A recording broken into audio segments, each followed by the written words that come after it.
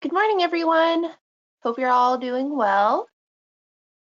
We're just going to give a few extra minutes for folks to jump on that haven't already. So we'll get started in just a few.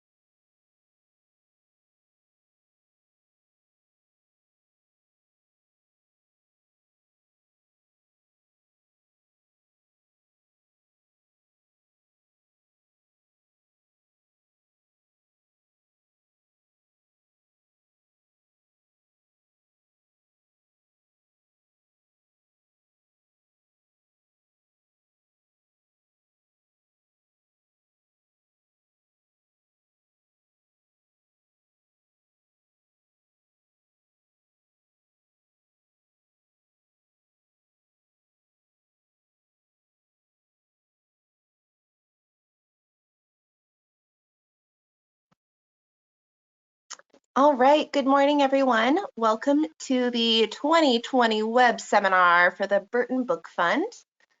This information is for campuses that are interested in learning about all of the changes that are coming to the Burton Book Fund this year. We're really excited to share with you. We'll have a question and answer at the end, and we're just looking forward to having another great year with you.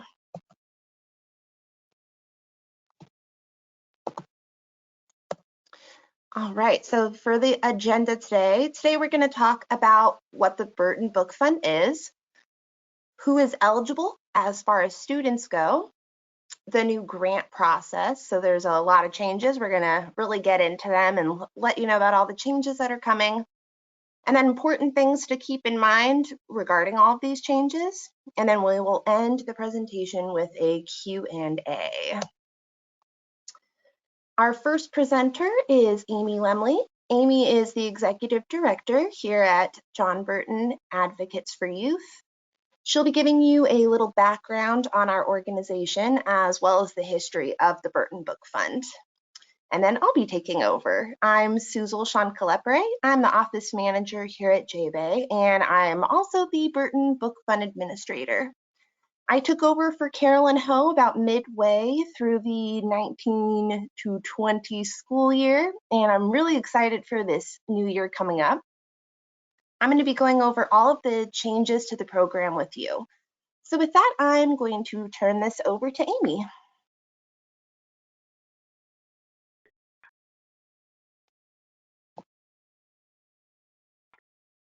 Next slide.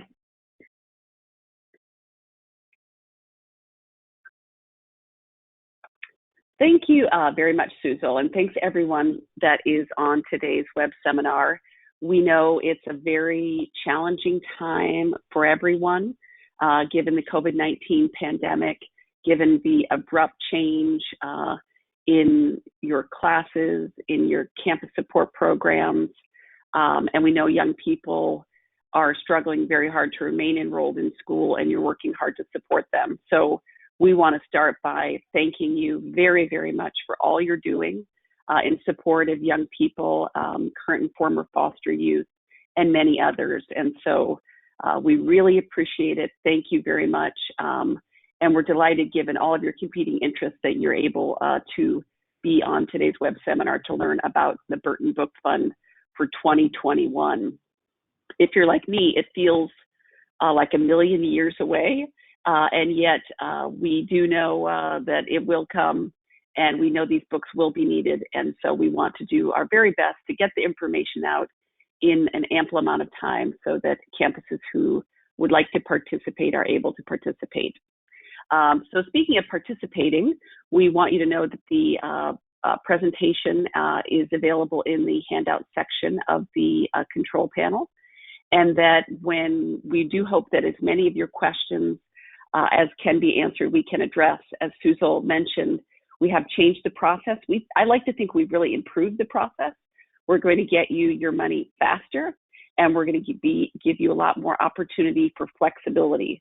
So this was underway prior to COVID-19, but I think given COVID-19, it's even better. So we're really delighted to try and make this process a smoother one, a more flexible one, and one that gives you the resources to deploy as quickly and as effectively as you can. And then, as usual, everything from today's web seminar is going to be posted on our website under training. Next slide, please.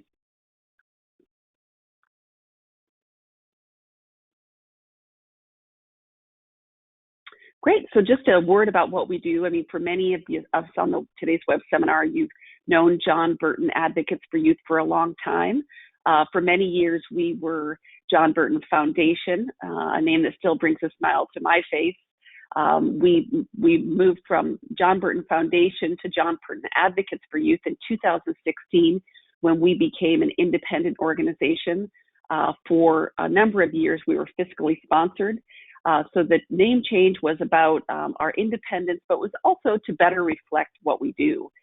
We were not an endowed foundation that did grant making. And so for a lot of people, it was confusing. It was confusing when they approached us to get grants, and it was confusing for us, but we had to approach foundations to secure funding. So we changed our name to reflect what we really do, which is our primary goal is to advocate for young people who are currently or previously in the foster care system or who have experienced homelessness. And as many of you know, our focus tends to be on, older youth, older young people. So young people in that 14 to 26 age range. Of course, we care deeply about all children and youth, but our emphasis tends to be on those young people who are in care or who've experienced homelessness a little bit later in their childhoods. We do three things: advocacy and policy. So many of you on today's web seminar have been critical partners as we've advocated to improve the lives of children and youth in foster care. We've worked together to create the CAFES program, also known as Next Up, established, key victories in the areas of improving access to financial aid for foster youth. On the technical assistance and training side, we have a number of technical assistance and training projects. If you're interested in the full list of them, you can go to our website under projects and learn more about them. Some of the ones that people on the call may be familiar with is the California Foster Youth FAFSA Challenge. That's working with counties around the state to increase the rates of FAFSA completion among youth in foster care. We've also had a Next Up learning community, which is Next Up programs that are funded by the California Community College Chancellor's Office. So that's our way of kind of converting policy, what becomes new state law, into actual practice, because we know often that doesn't happen. And then the third leg of our stool is research. We often step back and say, okay, did that law and did that TA and training really make any difference? And if it didn't, what's wrong? And if it didn't, how do we need to change that? So those are the three kind of types of activities that we're involved in. We really appreciate the partnership that we have with many, if not most of you on this web seminar, because, together we're able to make these things occur. None of it really could happen without that partnership. Next slide, please. So the Burton Book Fund is really unique in our organization in that it's really the only, before COVID-19, I should say, the only kind of effort that we had that directly reached the lives of current and former foster youth or homeless youth. Now with COVID-19, we are engaged in several different relief efforts that are targeted directly to young people. The laptop collaboration that we're doing with the iFoster, and another collaboration that we're going to talk a little bit towards the end of today's web seminar, a special COVID relief fund that we're partnering with Together We Rise on. But the Burton Book Fund it's really to offer current and former foster youth financial support to offset the high cost of their course materials. As higher education professionals, you all know what young people spend. Nationally, the average is $600 a semester for textbooks and supplies. And we know young people in foster care often do not have those resources. Even when they get full financial aid, the cost is higher often than what they are able to secure. The Burton Book Fund intention is also really to encourage contact with support professionals on campus. We all know it's certainly about money. Money is mission critical, but I like to think it's necessary but not sufficient. The caring, skilled professionals on campus are a really important part of that equation. And so one of the goals is really to promote that contact. And that is really supplementing the important work that is happening on campuses in housing programs and by child welfare agencies. So the next slide, please. So what are we trying to achieve for students? We're trying to increase contact with the campus support professional, and that is achieved by their initial application to the program. We're trying to ensure foster youth have access to the financial aid that they receive, and that's where the requirement of the program that young people complete the FAFSA or the California Dream Act comes in. And so together, we're working towards improved retention and degree completion. Those of you who work directly with young people and are familiar with the field, understand we're getting a lot better at getting young people enrolled in higher education. We now have over 30,000 foster youth enrolled in higher education in California. That's great, but now we've got to go from enrollment to retention and degree completion. And so we're, not going to pretend that this little program is going to be the missing link, but we are trying to kind of row in the same direction, understanding that contact with high quality campus support professionals like yourselves, together with the mission critical receipt of financial aid, can be just kind of pushing in that same direction. So next slide, please, Susan. And so from a systems change, what we're trying to do is really increase contact between the child welfare system and campuses. For those of you who receive our newsletter, we're really excited that today there is a new publication that we're releasing that is really trying to offer a framework for how child welfare systems can promote the successful transition and from the K-12 system into higher education. And that really talks deeply about SB 12. That was a legislative mandate that went into effect in 2018. And what we're really trying to do as an organization is to see our child welfare system embrace higher education and to see us all use those 3 extra years that extended foster care give us to really achieve significant higher education goals. We think the 3 years of extended foster care is significant, and it can really offer young people the opportunity to have a leg up into higher education.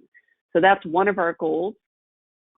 And then really to engage students and campuses in advocacy to improve policies.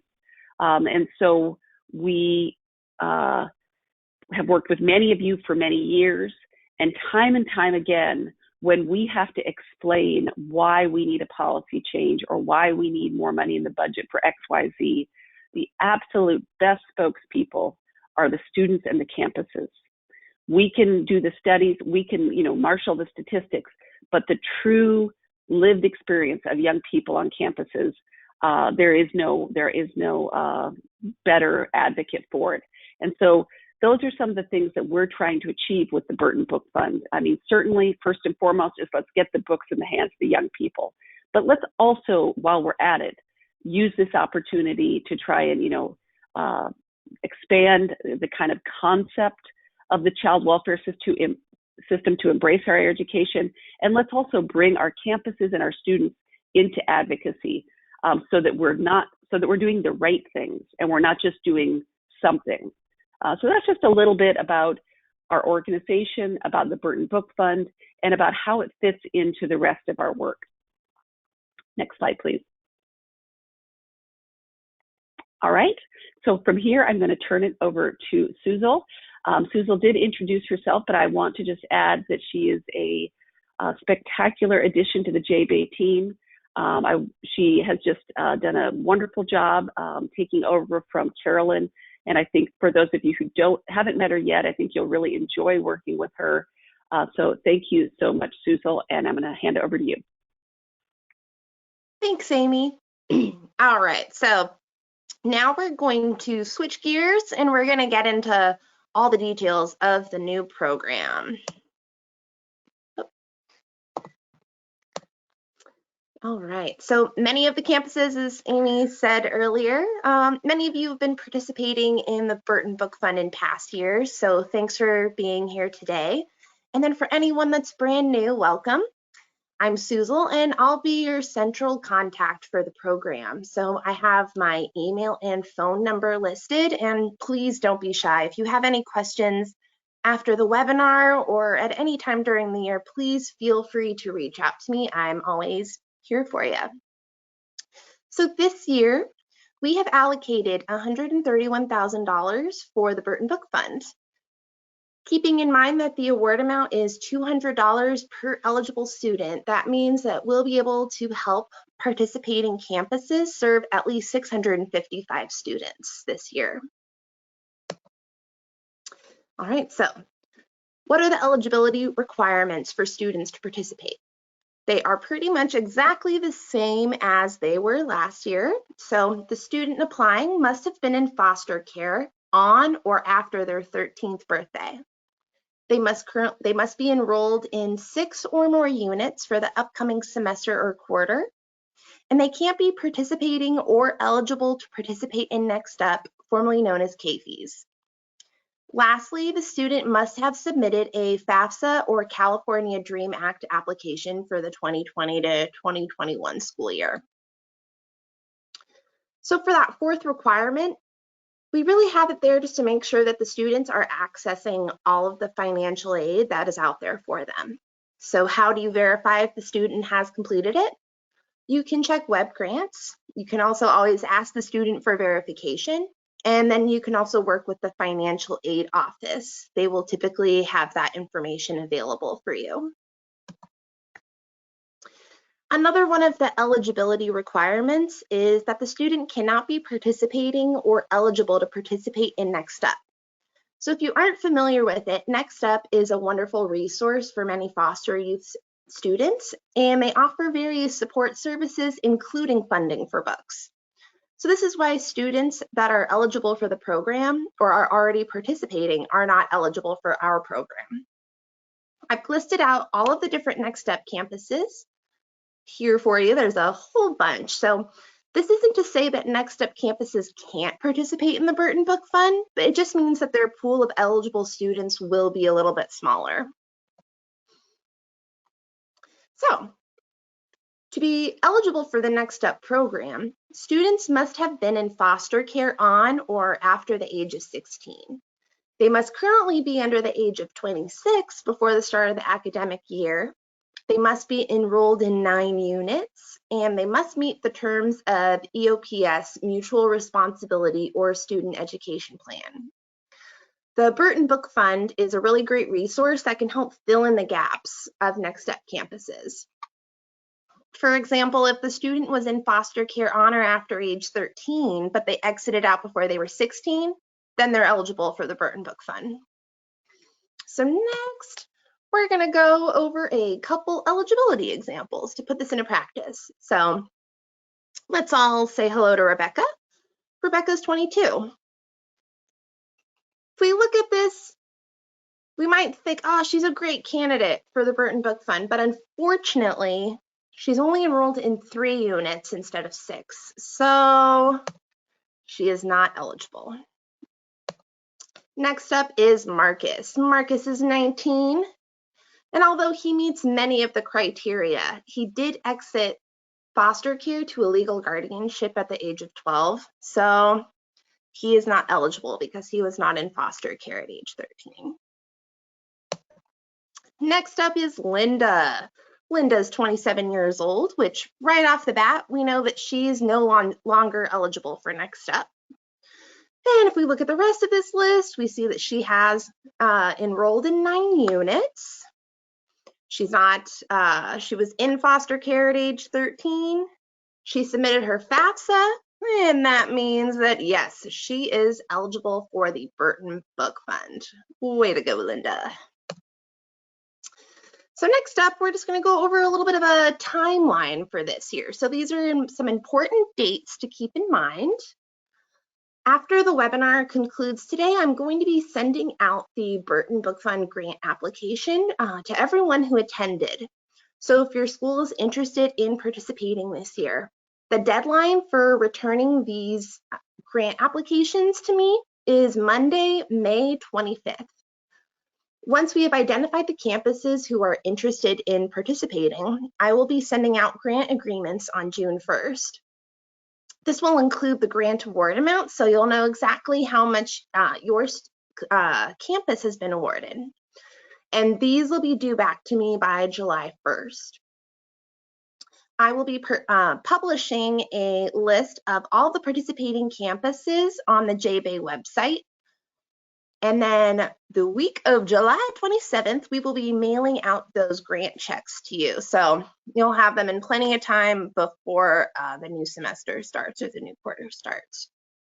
So once your school receives that check, you're ready to go. You can begin identifying eligible students and dispersing funds right out away. So there won't be any mid-year forms due to JBay. I know in the past, around December, January, you filled out a reallocation form. You don't need to worry about that anymore at all. We just need you to return a grant report and a survey to us by May 15, 2021.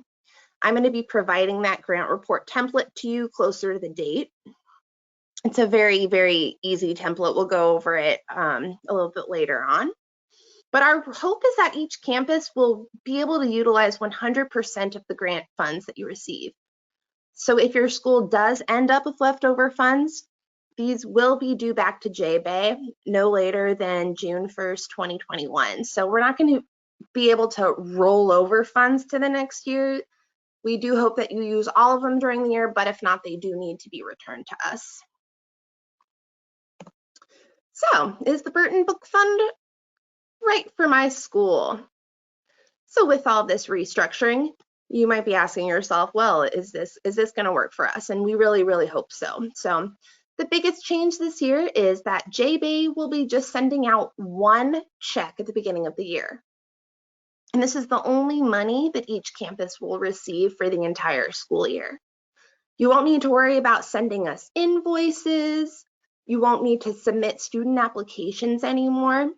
It's just this one check, and then we have it in your hands to be able to immediately identify who needs it and get the money to them immediately without kind of that lag time of waiting for us to go over the application, of waiting for us to send a check back for each invoice. It's you have the money and you're able to hit the ground running.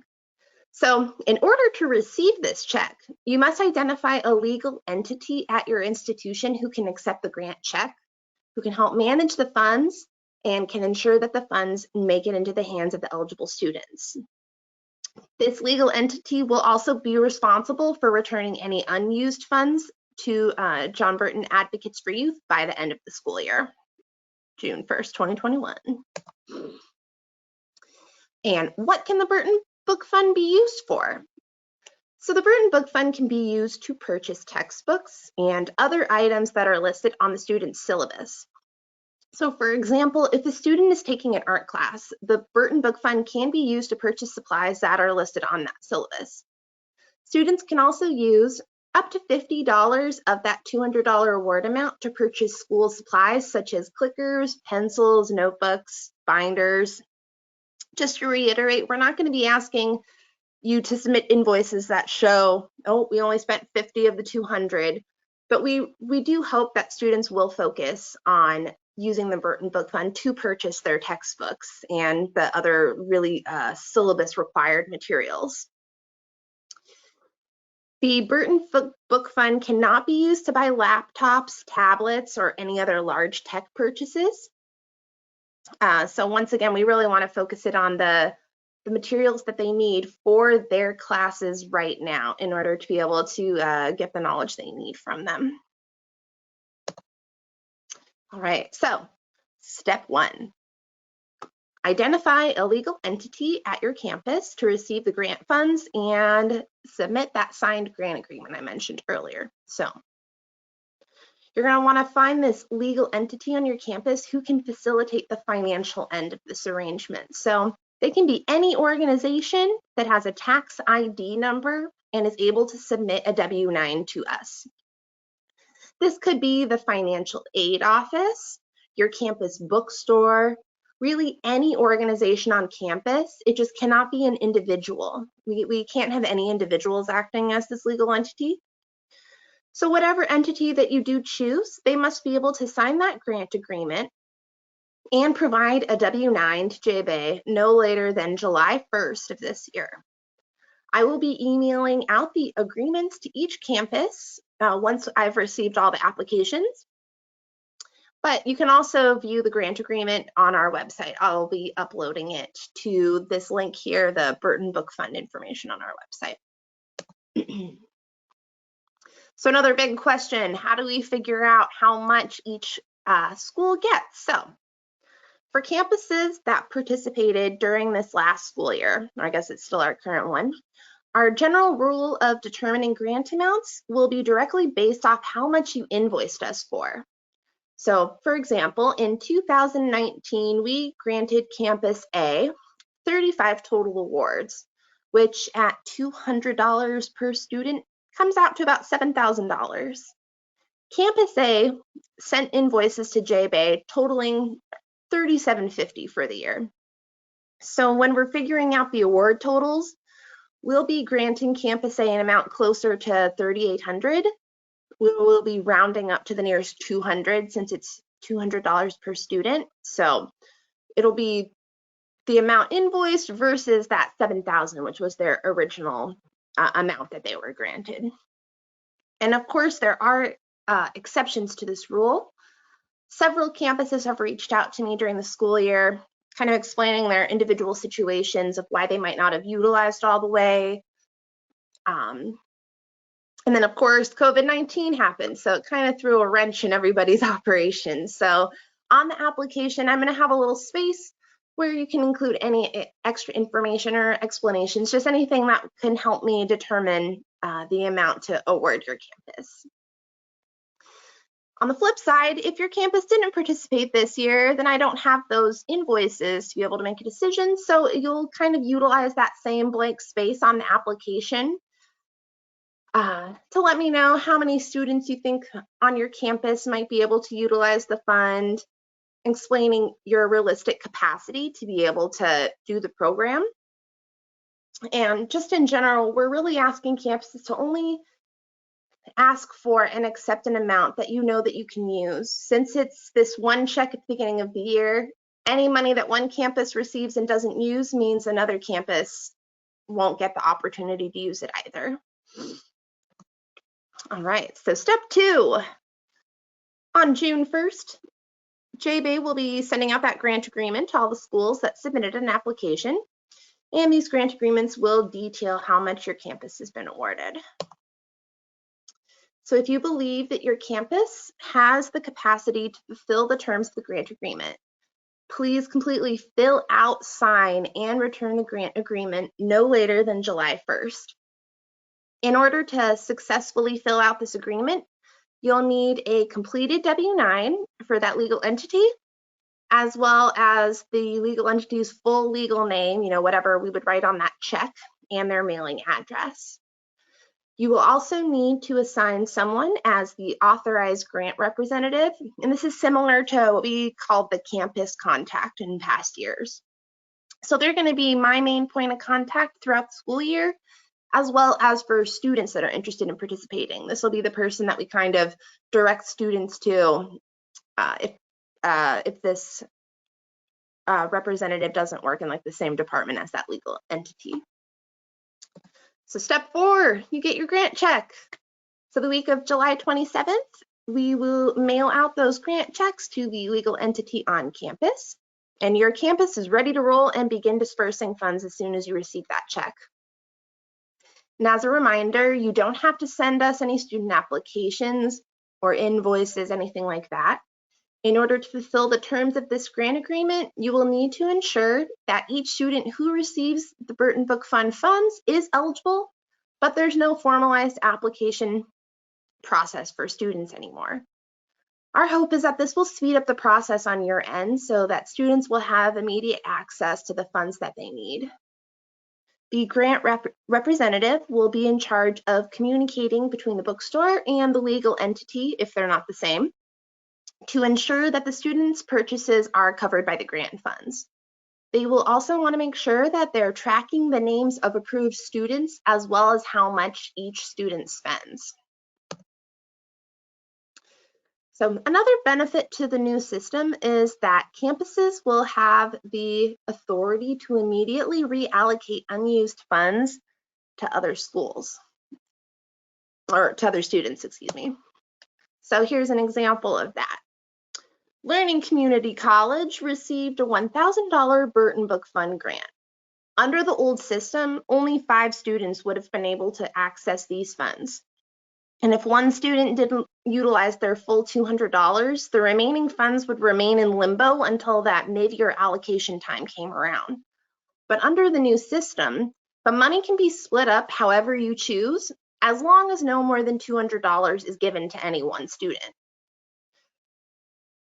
In the example, we see that if those 5 original students only utilized part of the award amount, there is $220 left over. So that can now immediately be utilized for another student. Right off the bat, you don't have to wait for that reallocation time. At the end of the year, JB will be mailing out a very simple grant report template along with a short survey to the grant representative.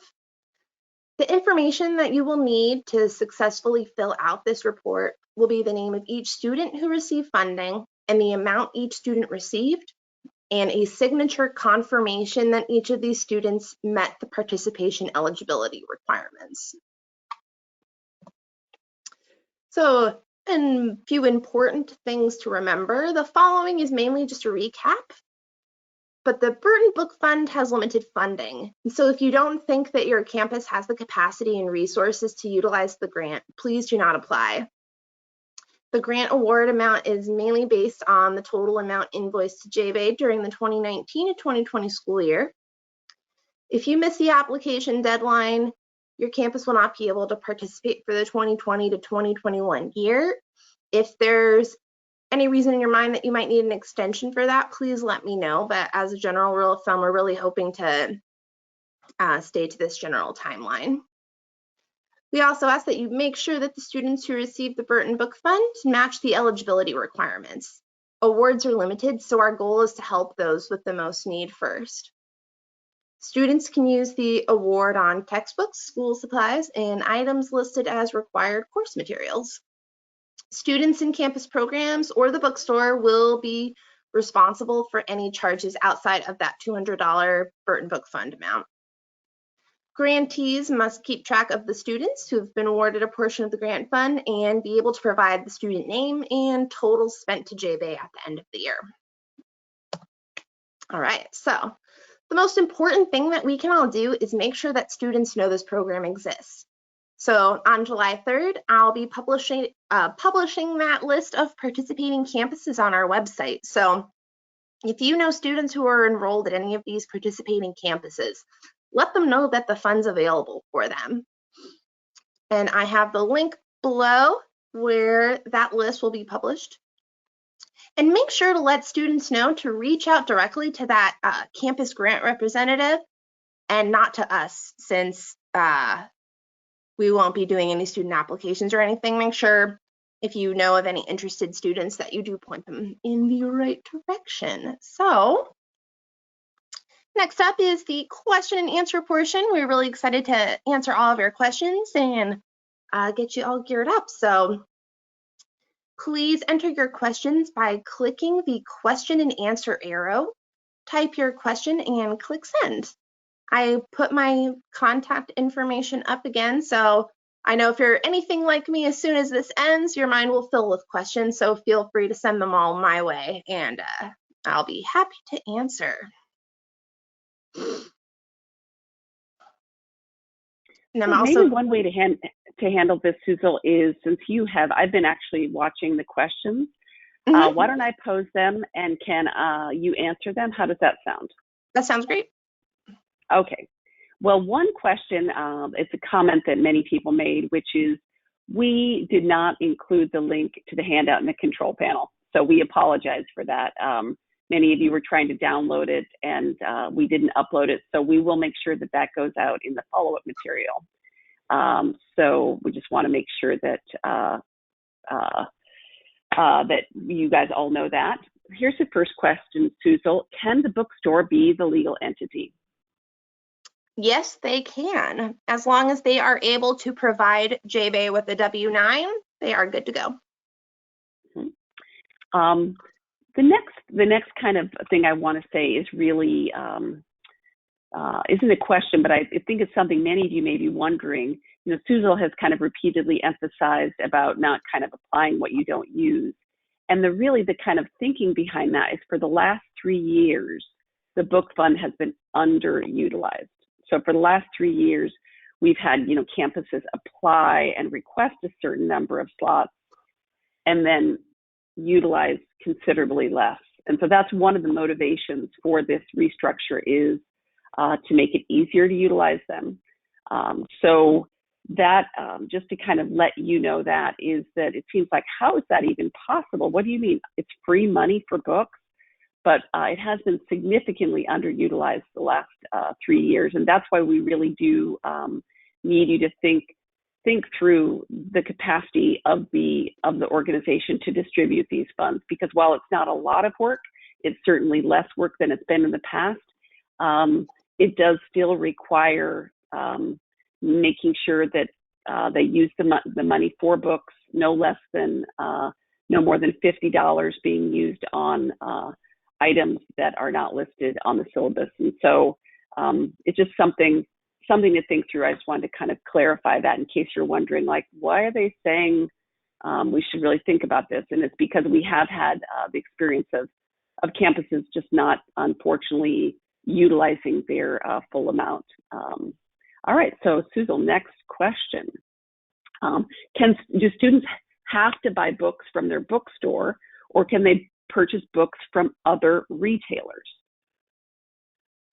So my answer to this one is, as long as you, the campus representative or the grant representative, are okay with this and are able to get those receipts and make sure that the reimbursements happen as necessary, I think that is totally fine, especially with, I know a lot of bookstores might be closed at the beginning of the year, and it might be very difficult for students to get those from the actual bookstore. As long as you're able to facilitate that on your end, that sounds just fine to me. Great. So the next question, I think you covered this, but I think maybe to highlight it, what's the best way for youth to know whether or not their school offers the book fund? Yes, great question. So I will be publishing a list, excuse me, on our website that will detail every single campus as well as that campus grant representative. We'll also be putting it on our social media for any youth that happen to be following us there, but really it's really up to everyone, just if you know of any student, you hear someone mention that they're going to college and you know that they're a former foster youth, like, make sure to just let them know. I mean, word of mouth is pretty powerful in this way, so. Okay. So I'll take this question. Is funding available for summer quarters?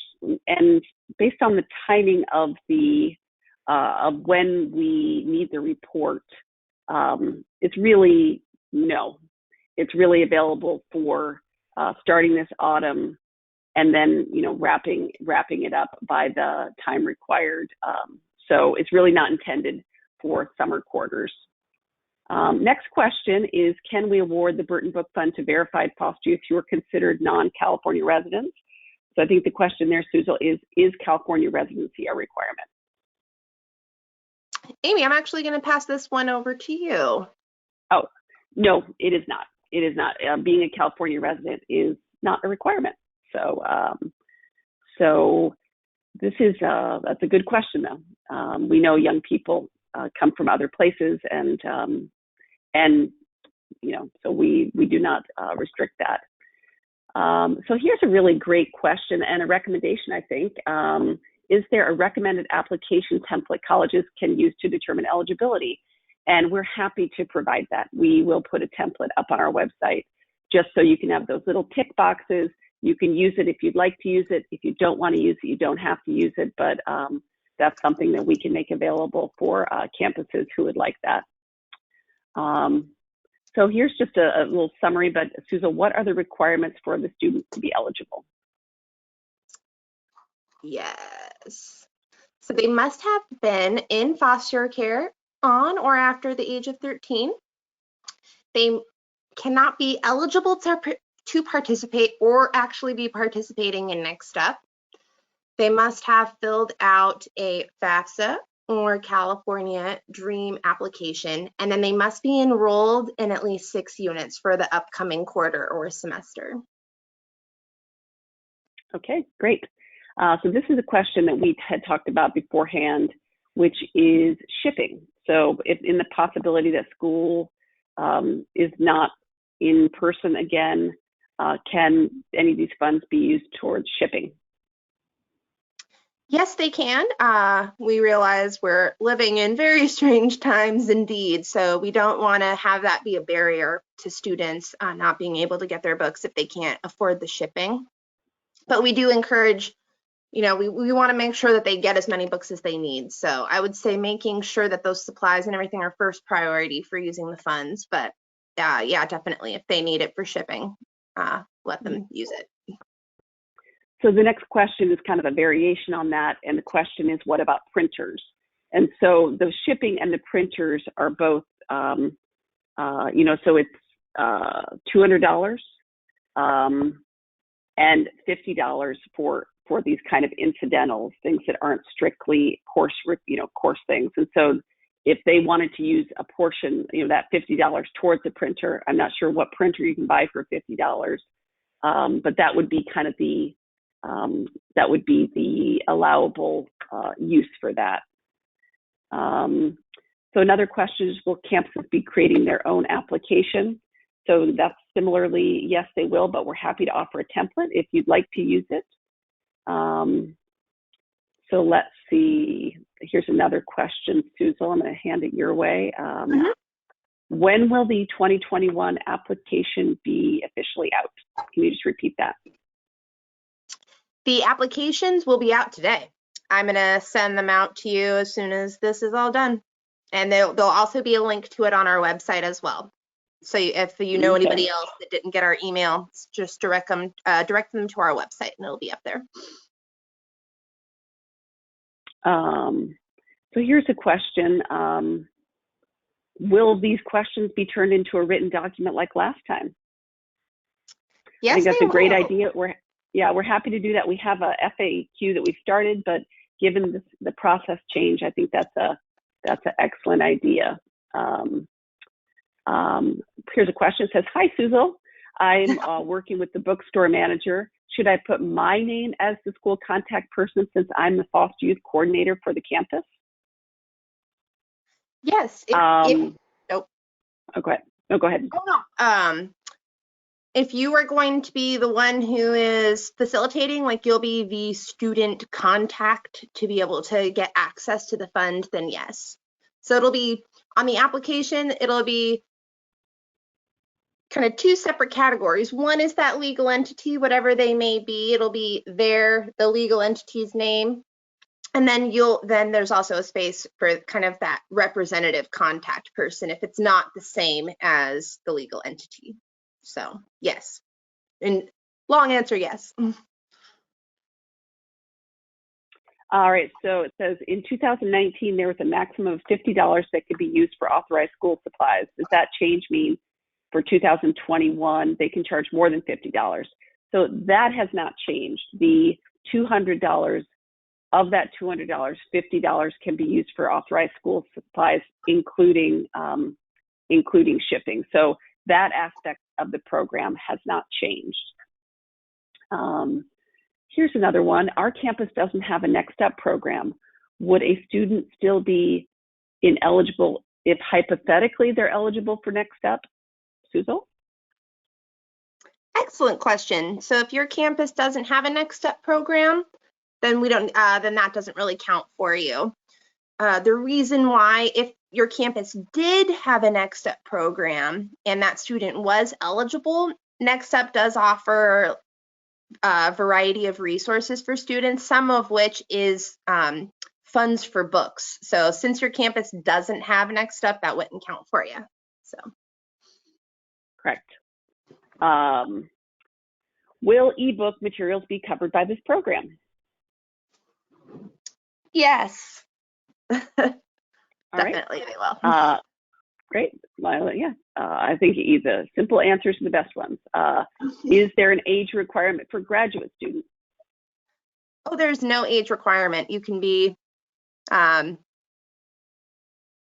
years old and get the book fund. We don't have any age cap at all. Right. Here's another one. Is $200 just for one academic year, or is it per semester or quarter? Since books are so expensive, yeah. Are there any plans to increase the amount? For this year, no, it's going to be $200 for the entire school year. Mm-hmm. Yeah. What criteria will be used to determine the amount each campus will receive? So if the campus participated this year, the main criteria will be how much you invoice us for. So that'll be the best indicator of that. Really does tell us your capacity, you know, however much you awarded this year and actually got out. But I do realize that there is special circumstances involved, especially with COVID, and you might have had vacancies in certain departments of your school. So there will be kind of a space to explain and give me any other information that I might not already know. For campuses that did not participate this year, you'll use that blank space on the application to let me know about how many students on campus you think would be able to be eligible for the book fund. You would kind of reiterate that you do have the capacity to be able to kind of facilitate the Burton Book Fund this year. So, yeah. All right. Let's keep ticking through these. Can you use these funds if they have a late start class during the semester? Yes, since you have the entire school year to use these. I know in the past we kind of broke it up by semester and campuses would use those reallocation sheets to kind of move money around. But since that's not happening anymore, whether a student, if they're only going to school during the spring semester, I mean, you can use it anytime you like within the time frame. Okay.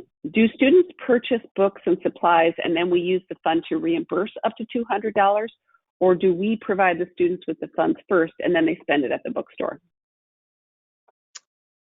I would recommend that they buy it first and you reimburse them. Because on the grant report, you will need to let us know how much each student actually used. And so there needs to be some sort of tracking in that sense on your end. You know, you don't want to just give out money. Hopefully, we hope that the students are definitely used on books, but our recommendation is that they get reimbursed for their purchases. And I would, say, we know many of you are working very closely with students. So I think the kind of, it's allowable, and the kind of guidance that Suzel gives is kind of what we need. So kind of based on your situation, if you can guarantee that information is provided, then that would be okay. Can the funds be used to pay late fees and campus fines? I'll send that one over to you, Amy. Unfortunately not. No, it really is. We know the needs are vast. but that isn't the purpose of this program.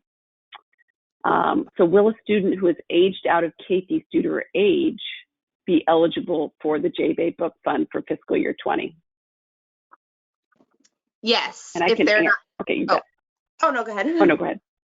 Oh no, if they're no longer eligible for CAFES, then they are definitely eligible for the Burton Book Fund as long as they have those 6 units. Here's another good one. Will students be eligible if they're participating in CARE, which is a program within EOPS? Are they still eligible for the Burton Book Fund? I'll answer that one, Suzel. Participation in CARE is not does not make them ineligible. So a young person who's participating in CARE could receive Burton Book Fund, could receive the Burton Book Fund. Let's see, since the amount is $200 per student, can that be broken up? For instance, can we provide a scholar half of it during fall and half of it during spring? The short answer to that is yes. You can split it up however you like. Really, the only true rule is that they have to follow those eligibility requirements and they can't spend more than $200 for the semester. So you can split it up however you see fit, whatever works for you. Okay. Here's an FYI. Thank you, Nick, for sending this in. It says Barnes & Noble college stores are offering free shipping to students during COVID-19 closures. So that's good information to know. Yeah. Let's see, we'll do a few more of these. Yeah, if a student drops a class, would they have to repay the book fund back? And I'm happy to answer that one. This is, not unique to the new program, and no, they don't. The last thing we want to do is put any young person in a place where they're now indebted.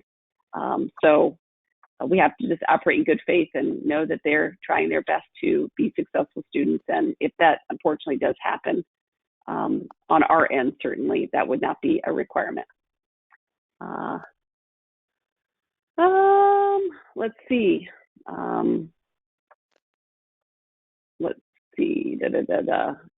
There's a number of questions about financial aid.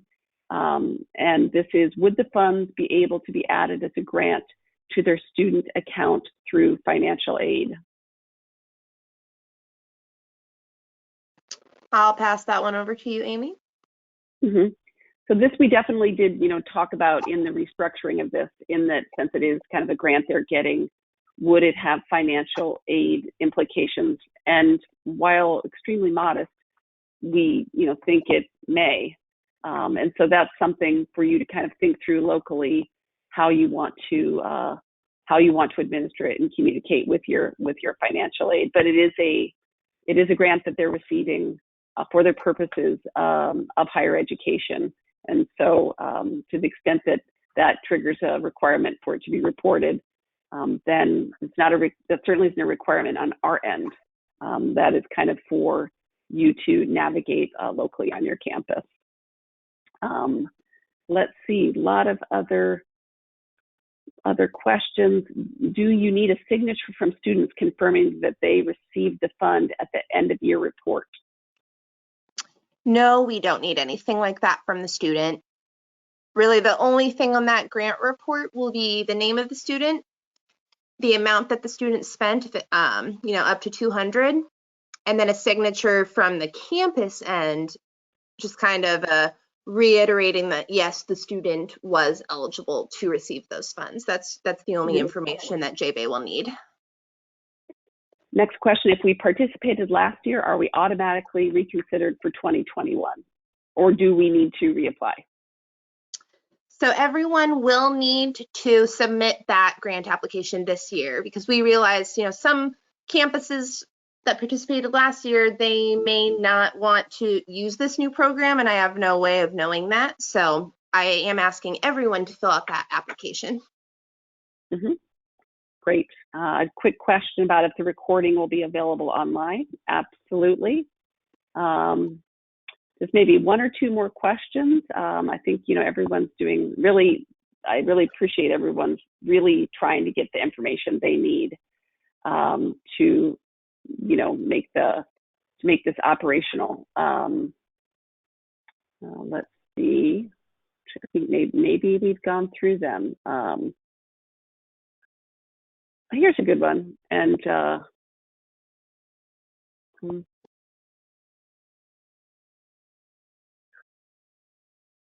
sorry.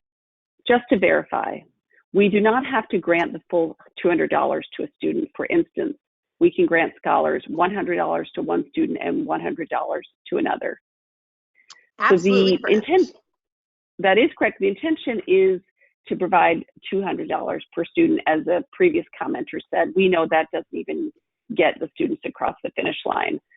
The additional flexibility from this year is, students spend 170, students spend 190. In the past, it was hard to kind of know what to do with that balance. And so it is intended to be a program, $200 per student.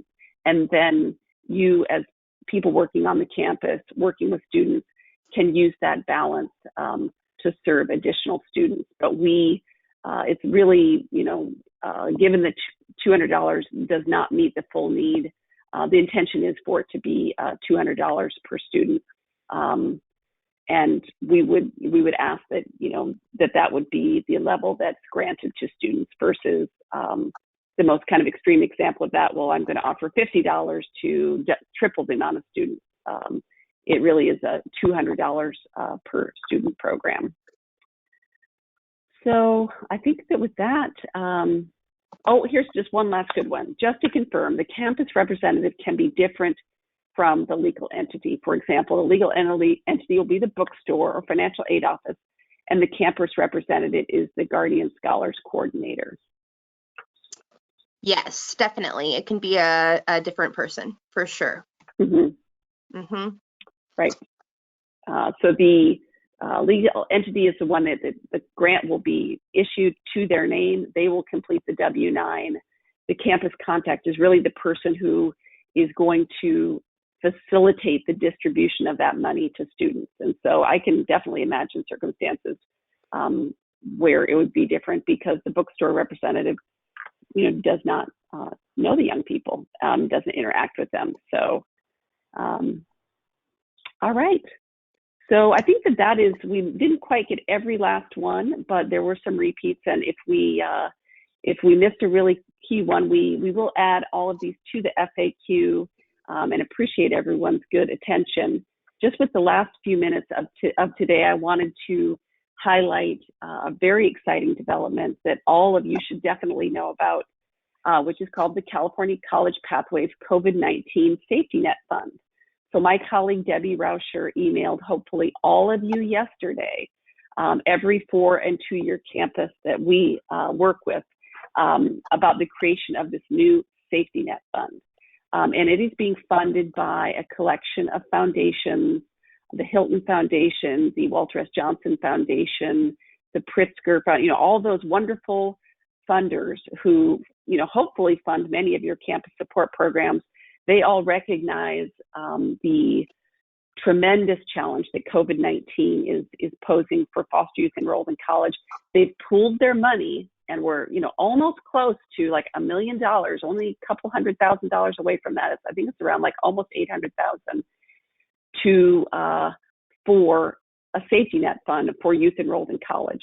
And so on a web seminar on the 13th, they're going to go over who's eligible, and it is going to be organizations very similar to the Burton Book Fund. It's really going to be organizations that apply, that make their young people, that kind of basically recommend, or refer young people. And then the distribution of the money is going to be done by Together We Rise, which is an organization that John Burton is partnering with. So we really hope you'll take time to come learn about the Safety Net Fund, and hopefully have another source of funding to wrap around young people who are struggling mightily to stay enrolled in school. And so that's kind of, want to make sure that you have that. We'll also send out the live link in the follow-up to today's web seminar. So with that, I'll hand it back to you, Susan. All right, well, that concludes our webinar for today. Once again, please, please, please send me any questions that might pop up after this. Any questions about the legal entity, the application, anything at all, please send them my way. I will be uploading all of this to our website, and I should have that out to you by the end of today. So you'll have access to a recording of this as well as the application to the grant application and that checklist of eligibility requirements. And I will also update the FAQ on our website. So thanks everyone so much for being here today with us. Really appreciate it.